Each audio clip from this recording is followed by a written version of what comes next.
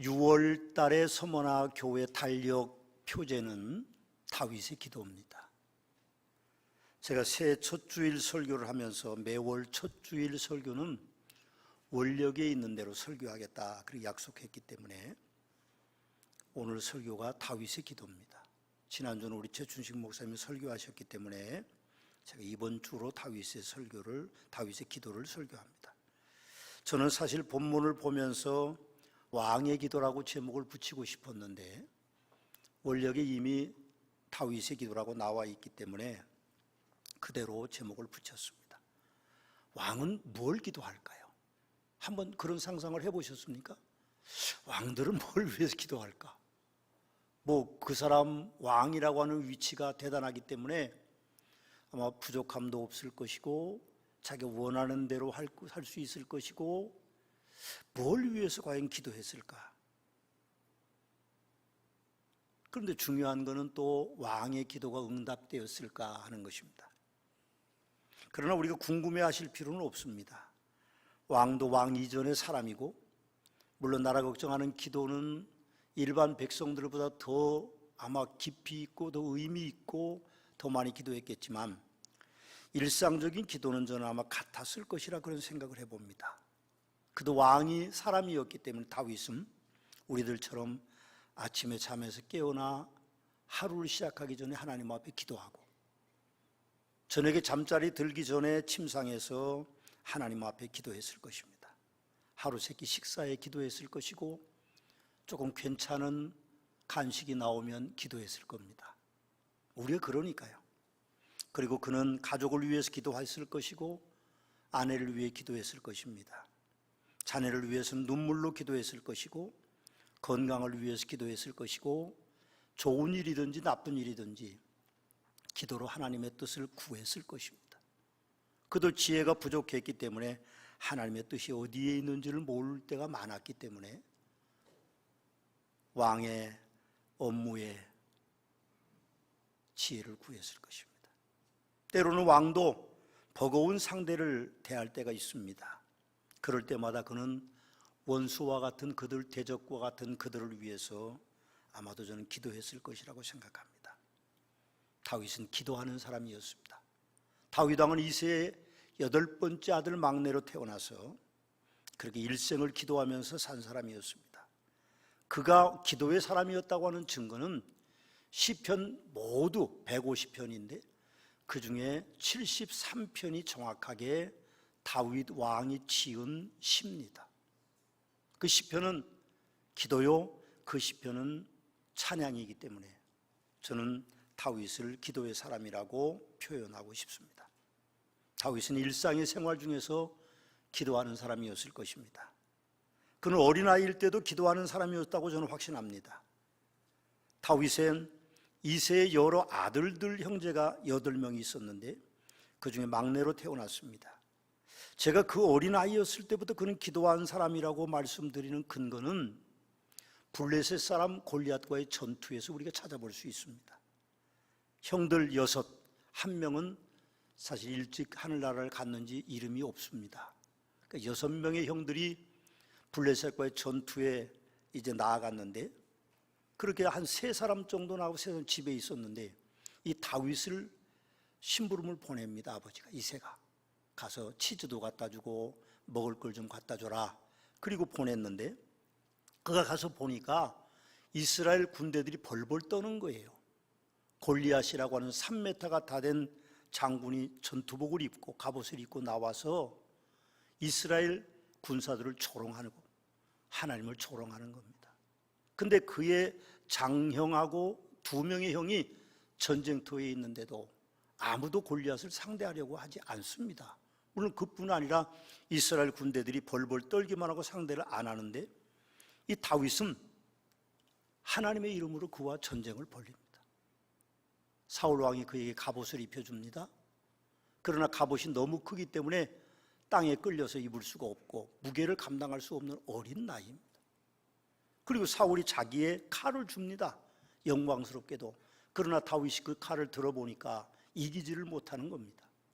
다 벗어놓고 칼을 놓고 다윗은 전쟁터로 나갑니다. 가지고 있는 것은 물맷돌입니다.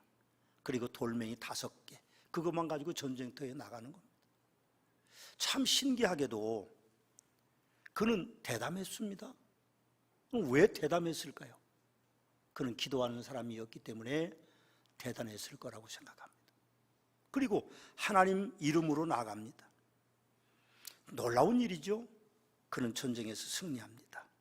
물맷돌 하나로 골리앗을 쓰러뜨려 죽입니다. 골리앗이 가지고 있던 칼로 그의 목을 치고 이스라엘은 블레셋과의 전쟁에서 승리합니다. 어떻게 그런 교육을 받았을까요? 제가 중요하게 생각하는 것은 유대인 부모들이 어떻게 자녀 교육을 했으면 그 두려운 상황에서 다윗이 그렇게 전쟁에 나가서 승리할 수 있을까 하는 것입니다. 출애굽기 13장 9절과 신명기 6장에 보면 유대인들의 자녀 교육 방법은 단순합니다. 태어나면서부터 그들은 하나님 앞에 영광을 돌리고, 그리고 6세가 되면 그들은 성경을 외우도록 합니다. 그렇게 하고 오늘 신명기 6장에 보면 이런 내용이 기록되어 있습니다. 여호와께서 너희에게 가르치라고 명하신 명령과 규례와 법도라. 너와 내 아들과 내 손자들이 평생에 내 하나님 여호와를 경외하며 내가 너희에게 명한 그 모든 규례와 명령을 지키게 하기 위한 것이며 또 내 나라를 장구하게 하기 위한 것이라. 이스라엘아, 삼가 듣고 그것을 행하라. 그리하면 내가 복을 받고 크게 번성하리라. 이 말씀을 너는 마음에 새기고 내 자녀에게 부지런히 가르치며 집에 앉았을 때든지 길을 갈 때든지 누워 있을 때든지 일어날 때든지 이 말씀을 강론할 것이며 너는 또 그것을 내 손목에 메어 기호로 삼으며 내 미간에 붙여 표로 삼고 내 집 문설주와 바깥문에 기록할지니라. 그렇게 이야기합니다. 유대인들은 자녀가 낳으면 손목에 경문, 하나님의 말씀을 기록한 팔찌를 만들어줍니다. 그리고 이마에 그 경문을 붙입니다. 하나님의 말씀이 들어있는. 그리고 집 구석구석에 다 하나님의 말씀을 붙여놓고 자녀 교육을 하는 것이죠. 유대인들이 당대의 문맹률이 얼마나 높았을까? 기록한 것은 없습니다. 그런데 우리가 착각해서는 아니 되는 진리가 하나 있는데, 무지한 부모라고 자녀 교육을 못하는 것이 아닙니다. 훌륭한 부모라고 해서 자녀 교육을 잘하는 것도 아니죠. 사람들이 사람답게 사는 데는 2가지가 있어야 됩니다. 하나는 지혜고 하나는 지식입니다. 근데 지식과 지혜를 논할 때 반드시 그런 것은 아닙니다만, 지식은 세상에서 지혜를 논할 때 반드시 그런 것은 아닙니다만, 지식은 세상에서 배우는 학문적인 것을 의미하고, 지혜는 하나님이 주신 은사 가운데 살아가는 방법을 배우는 겁니다. 바울 사도는 디모데전서 6장 11절 말씀에 오직 너 하나님의 사람아 이것들을 피하고 의와 경건과 믿음과 사랑과 인내와 온유를 따르며 믿음의 선한 싸움을 싸워라. 영생을 취하라는 것은 지식이 아닙니다. 그것은 지혜죠. 하나님이 주신 것 가운데에 자녀 교육을 해야 됩니다. 하나님의 사람에게 필요한 것은 세상 지식이기도 하지만 그게 우선이 아닙니다. 지혜가 우선입니다. 아무리 많이 배웠어도, 아무리 많은 것을 안다고 해도 사실은 하나님의 뜻을 구분하기는 불가능한 것입니다. 그러나 하나님이 주신 지혜가 있다면 어떤 것이 하나님의 뜻인지를 우리는 분명하게 알 수 있다는 것이죠. 여러분, 유대인들은 자녀 교육을 잘하는 민족이었습니다. 우리 서머나 교회도 다음 세대를 자녀 교육을 잘하는 교회가 돼야만 됩니다. 그래서 강화돼야 되죠. 요즘 많은 교회들이 주일학교와 학생회가 없습니다. 제가 생각해 보니까 아이들이 아주 없는 건 아닙니다. 불과 2-3명 주일학교 운영을 하지 않습니다. 10명 이하면 주일학교 운영을 안 합니다. 주일학교를 운영하려면 돈이 들어가야 되니까 교회 지도자들이 그것은 낭비라고 생각합니다. 소비적인 것이라고 생각하죠. 그러나 제가 생각하기는 단 한 명의 어린아이가 있어도 주일학교를 운영해야 된다고 생각합니다. 우리가 자녀를 잘못 가르치면 미래가 없습니다. 미래가 있을 수 없죠.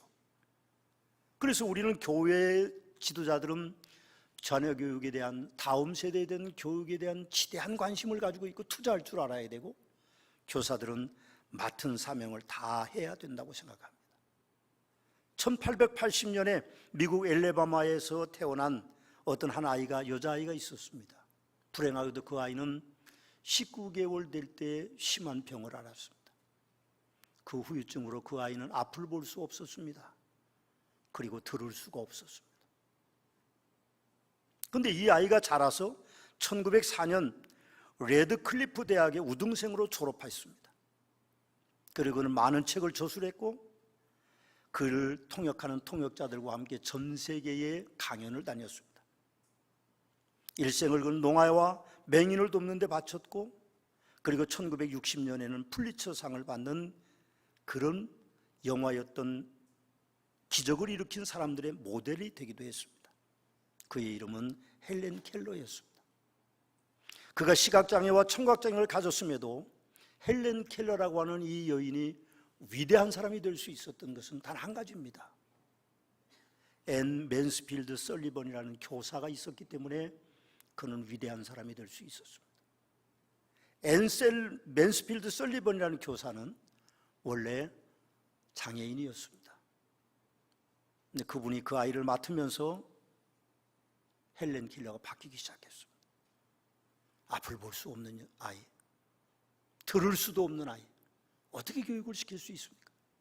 그러나 설리번 교사는 그 아이의 손바닥에 글을 쓰기 시작했습니다.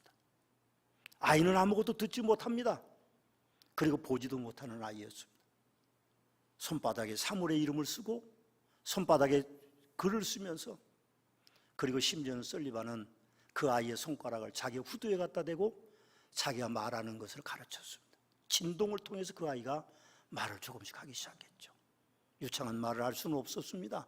평생 강연을 다니면서 그의 말을 알아듣는 통역자들과 함께 다닐 수밖에 없는 위치였지만 그는 위대한 여인이 되었습니다. 어떻게 그 여인이 그렇게 위대한 여인이 될 수 있었나요? 교사 때문에 그렇습니다. 우리는 교사의 사명을 쉽게 생각해서는 안 됩니다. 여러분, 교사들이 주일 성수를 잘 안 하면 아이들도 주일 성수를 안 합니다. 교사들이 예배를 제대로 안 드리면 아이들도 예배를 안 드립니다. 그건 당연한 겁니다. 따라가는 것이죠. 그래서 교사는 사명감을 가지고 그 아이들을 가르쳐야 됩니다.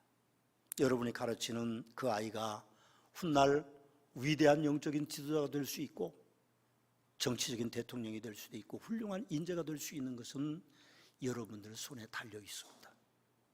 어떤 기독교 교육학자는 7세 이전의 아이를 내게 맡겨라. 그럼 그 아이에게 예수 그리스도를 심어줄 것이고 그 아이는 평생에 예수 그리스도를 잊지 않고 살 것이라고 하는 글을 쓰고 있습니다.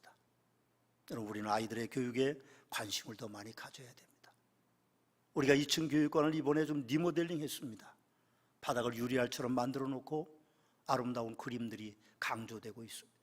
우리 아이들에게 많은 것을 우리 서문화교회는 투자하기를 원합니다. 그래서 우리 서문화교회는요, 이 세대에 하나님의 사람을 양육해내는, 키워내는 교회가 되기를 원합니다. 여러분이 교사라면 그 사명을 잊지 마십시오. 사실 교사가 어렵습니다. 저는 중학교 3학년 때 반사를 했습니다. 옛날에는 주일학교 교사를 반사라고 불렀습니다. 중학교 3학년짜리가 뭘 알겠습니까? 바나나를 맡았습니다. 아이들이 5명, 6명 되는데 바나나를 맡아서 저는 참 두려웠습니다. 그러나 지금 생각해 보면 그때 그 열정이 저를 목사로 만든 것이 아닌가, 그런 생각을 합니다. 여러분이 양육하는 아이들 귀한 존재들입니다. 하나님이 귀하게 사용하실 것입니다. 최선을 다하십시오. 절대로 포기하지 마시고 절대로 그 아이들을 세상으로 보내지 않도록 여러분들이 헌신해야 될 것입니다. 다윗 왕은 또 기쁜 일이 있을 때에 기도하는 사람이었습니다. 사람이란 존재는 기쁜 일이 있으면요, 스스로 즐기느라고 감사하지 않습니다. 참 이상하죠. 많은 것을 받은 사람은 감사하지 않습니다. 그게 사람입니다. 다윗도 목동이었는데 왕이 됐습니다. 어느 날 장군이 되고 어느 날 왕이 됐습니다. 그러니 얼마나 힘들겠습니까? 사실은 정신없었겠죠. 왕이 된다는 것은 쉬운 일은 아닙니다. 물론 하나님이 헤브론에서 7년 6개월을 그를 왕으로 양육해서 통일된 제국의 왕이 만드는 과정을 있었습니다만 다윗은 항상 감사를 잃지 않는 사람이었습니다. 우리가 기쁜 일이 생길 때는 우리는 기도하기를 잊어버리지 말아야 됩니다. 기쁜 일은 하나님이 만들어 주시는 것인데 내가 스스로 즐겨서는 안 되는 것입니다. 하나님 앞에 감사할 수 있어야죠. 시편 23편을 묵상하시면 다윗의 삶의 형태를 우리가 볼 수 있습니다. 여호와는 나의 목자시니 내게 부족함이 없으리로다. 그가 나를 푸른 풀밭에 누이시며 쉴만한 물가로 인도하시는도다. 내 영혼을 소생시키시고 자기 이름을 위하여 의의 길로 인도하시는도다. 내가 사망의 음침한 골짜기로 다닐지라도 해를 두려워하지 않을 것은 주께서 나와 함께 하시리라. 주의 지팡이와 막대기가 나를 안위하시나이다.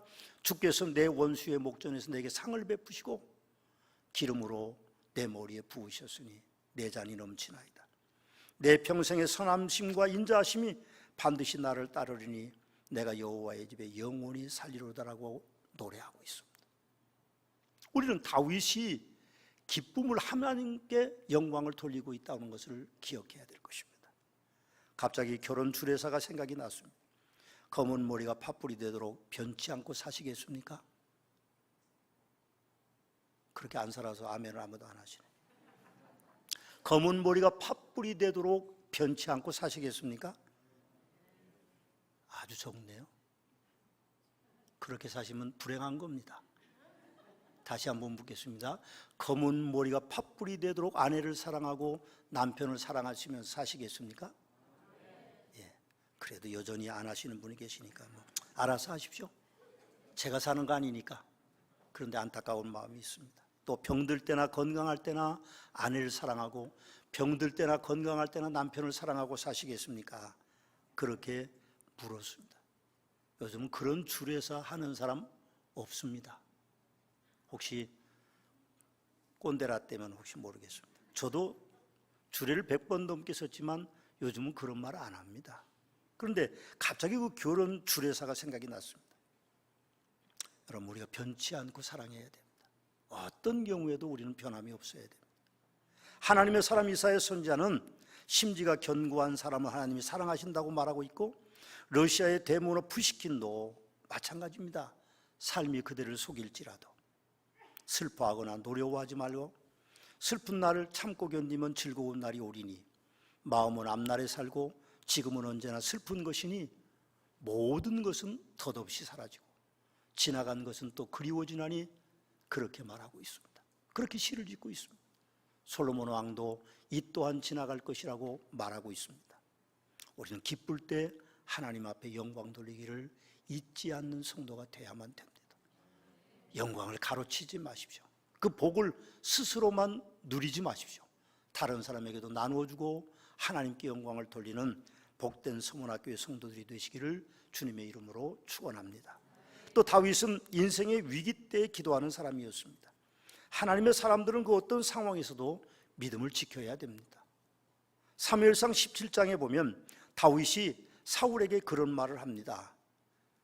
내가 아버지의 양을 지킬 때 사자와 곰이 와서 양떼에서 새끼를 물어가면 내가 따라가서 그것을 치고 그 입에서 새끼를 건져내었고 그것이 일어나 나를 해하고자 하면 내가 그 수염을 잡고 그것을 쳐 죽였나이다. 그렇게 사울 왕에게 자기 삶을 고백합니다.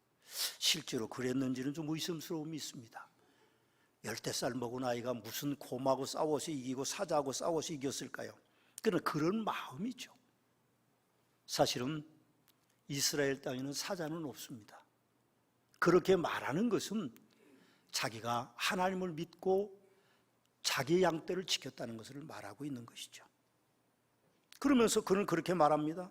하나님의 군대를 모욕한 이 할례받지 않는 블레셋 사람 골리앗을 내가 어찌 물리치지 못하겠나이까?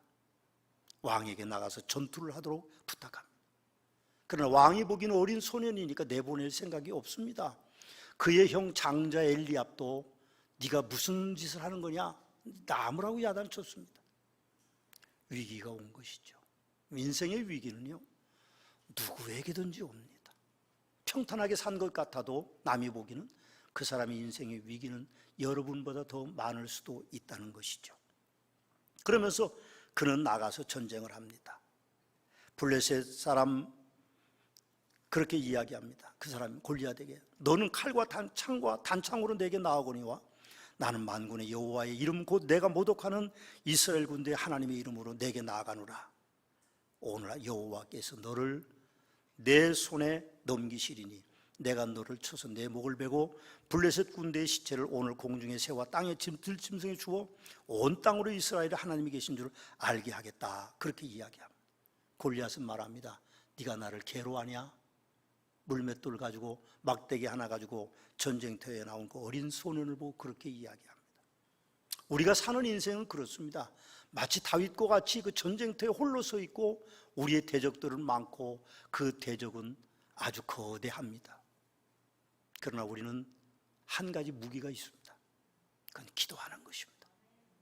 기도하면 어떤 강한 존재도 우리가 물리칠 수 있는 하나님의 축복이 우리에게 온다고 하는 것이죠.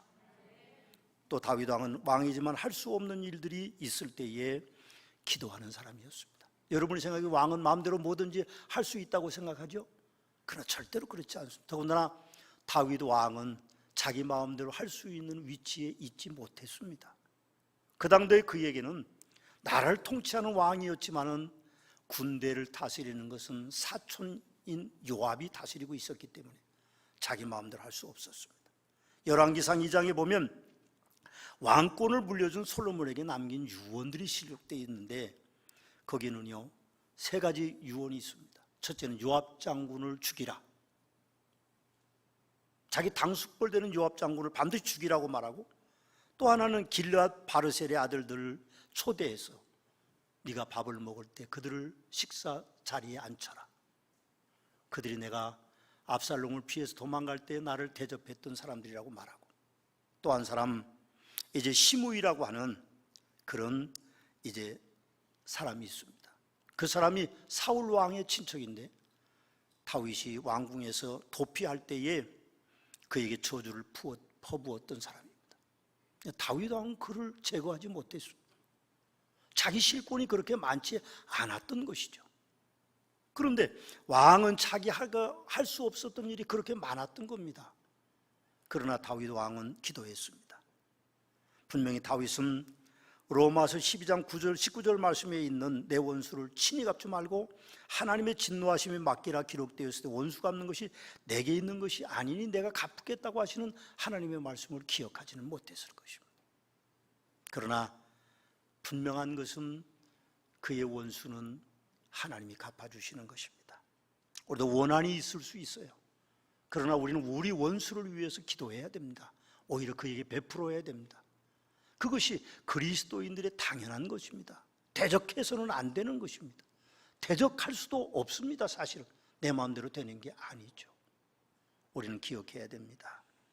우리가 마음대로 할 수 없는 일들이 있을 때에 우리가 할 수 있는 유일한 방법은 기도하는 것입니다. 남편을 혹시 마음대로 못하는 분이 계시면 기도하십시오. 아내를 마음대로 못하는 분이 있으면 기도하십시오. 자식들이 말 안 들으면요 때리지 마시고 용돈 깎지 마시고 그리고 협박하지 마시고 기도하셔야 됩니다. 하나님의 위대한 역사가 우리가 할 수 없는 일들을 하나님이 친히 해주시기 때문에 우리가 그렇게 해야 됩니다. 또 다윗은 죄를 지었을 때에 그 고난 중에도 기도하는 사람이었습니다. 오늘 보면 시편 51편은요 우리아의 아내를 범했을 때에 하나님이 나단 선지자를 보냈습니다. 선지자가 와서 그렇게 말합니다. 하나님이 당신에게 가라고 그랬습니다. 그러면서 한 예를 드는 겁니다. 어떤 부자에게 양 100마리가 있는데 손님이 왔다. 그래서 자기 양을 잡아서 대접하지 않고 자기 친자식처럼 애지중지하는 양 한 마리는 가난한 사람의 양을 데려다가 그 양을 잡았다. 그 왕이 얼마나 분노했습니까? 자기 나라에 그런 못된 불안당이 있다는 것을 알고는 그놈이 누구냐? 그놈을 당장 죽이겠다고 말하니까 그거 바로 당신이다. 그러고는 나단 선지자가 도망을 가버렸습니다. 그때 지은 시가 시편 51편입니다. 시편 51편이 그런 겁니다. 이걸 우리는 참회의 시라고 이름 붙입니다. 하나님이여 주의 인자를 따라 내게 은혜를 베푸시며 주의 많은 긍휼을 따라 내 죄악을 지워주소서. 나의 죄악을 맑게 씻기시며 나의 죄를 깨끗하게 제하소서. 물은 나는 내 죄가를 아오니 내 죄가 항상 내 앞에 있나이다. 주의 얼굴을 내 죄에서 돌이키시고 내 모든 죄악을 지워주소서. 하나님의 내 속에 정한 마음을 창조하시고 내 안에 정직한 영을 새롭게 하소서. 나를 주 앞에서 쫓아내지 마시며 주의 성령을 내게서 거두지 마소서. 주의 구원의 즐거움을 내게 회복시켜 주시고 자원하는 심령을 주사 나를 붙들어 주소서 하고 그렇게 기도하고 있습니다. 하나님께서 다윗을 가르치시면서 내 마음에 합한 사람이라고 말씀하셨지만 모든 사람이 그렇듯 다윗도 죄와 무관한 사람이 될 수는 없었습니다. 벗은 여인을 보고 음욕을 품게 되고 그 여인이 남의 아내인데도 데려다가 동침해서 자식까지 얻었습니다. 사실은 죄의 그 무거운 일들이 있었죠. 그런데 왕이니까 덮을 수 있었을 것입니다. 여러분 생각 그렇지 않습니까? 제 생각은 그래요. 만약에 이걸 발설하는 날에 너희들 죽이겠다고 그렇게 이야기할 수 있을 것입니다. 그런데 왕은 그렇게 하지 않았습니다. 자기가 죄를 하나님 앞에 고백했죠. 그걸 회개라고 말합니다. 회개는 네 가지 요소가 있는데 자기가 죄인임을 깨닫는 것이고 죄를 뉘우치는 것이고 그리고 하나님 앞에 죄를 고백해서 사함을 받는 것이고 그 다음에 죄에서 돌아서는 것입니다. 다윗은 그렇게 돌아섰습니다. 물론 다윗은 하나님 앞에 지은 죄들이 여러 번 있었습니다. 사무엘하 24장에 가보면 다윗이 교만해졌습니다. 왕권이 확립되니까 내 부하들이 내 백성들이 몇 명이나 되는지 조사했습니다. 하나님이 진노하셨죠. 그리고는 연병을 내리셔서 백성들이 7만 명이 한꺼번에 죽었습니다. 그때 다윗은 이렇게 기도합니다. 백성을 치는 선사를 보고 하나님 앞에 이렇게 기도합니다. 나는 범죄하였고 악을 행하였거니와 이 약물이 무엇을 행하였나이까? 청하건대 주의 손으로 나와 내 아버지 집을 치소서 하고 그렇게 기도합니다. 안타까운 일이죠. 애달른 기도를 하나님 앞에 드리고 있습니다. 그러나 오늘 다윗은 그 기도 가운데 이런 내용을 기도합니다. 시편 51편 17절입니다. 하나님께서 구하시는 제사는 상한 심령이라 하나님의 상하고 통회하는 마음을 주께서 멸시하지 아니하시리이다. 다윗의 이 놀라운 사죄의 응답, 그것은 확고했습니다. 뻔뻔하죠. 어찌 보면 무지무지 뻔뻔한 사람입니다. 남의 아내 데려다가 자식을 낳으면서도, 그리고 하나님을 거역해서 인구조사를 하면서도 그런 뻔뻔한 것처럼 느껴지지만 성경은 그렇게 말하고 있지 않습니다. 그를 뻔뻔하다고 말하지 않습니다. 오히려 하나님을 향한 그의 믿음을 성경은 부각시키고 있습니다. 우리도 죄를 짓습니다. 어쩔 수 없죠. 의로운 사람은 없습니다. 의인은 없나니 하나도 없다고 성경은 말하는데 어떻게 의롭기를 바라고 어떻게 의롭기를 기다립니까? 그러나 우리가 할 수 있는 일은 기도하는 일입니다. 하나님 앞에 우리가 엎드려 기도할 때 하나님은 우리를 뻔뻔하게 여기지 아니하시고 우리에게 사죄의 은혜를 허락해 주시는 좋으신 분이십니다. 또 다윗은 아들을 잃고 고난 때에도 하나님 앞에 기도했습니다. 금식하며 기도했습니다. 다윗은 아들 압살롬이 배신당하는 고난의 때에도 하나님께 기도하는 사람이었습니다. 목사에게는요, 성도는 아들이나 딸 같은 존재입니다. 제가 누구에게 들은 이야기입니다. 지지난주에 어떤 권사님이 딸내 다니는 교회를 방문했습니다. 예배를 드리는데 목사님이 찬송을 하다 말고 예배 시간에 통곡하면서 나가서 한참을 울고 돌아오셨대요. 이유인즉슨 그겁니다. 교인이 10대 명 되는데 그 중에 몇 명이 무리지어서 교회를 떠났대요. 그 목사님이 강단에서 찬송을 다 못하고 기도를 다 못하고 설교를 다 못하고 밖에 나가서 통곡하면서 들어와서 그 이후에 예배를 인도했다고 합니다. 우리는 기도할 수밖에 없습니다. 할 수 있는 일은 기도 이외에는 아무것도 없습니다. 사람의 마음을 돌려놓는 것도, 사람을 우리가 설득하는 일들도 기도 이외에는 아무것도 없습니다. 오직 기도하면 하나님께서 그 일을 하시는 것입니다. 마지막으로 다윗은 임종 순간에도 기도하는 사람이었을 것입니다.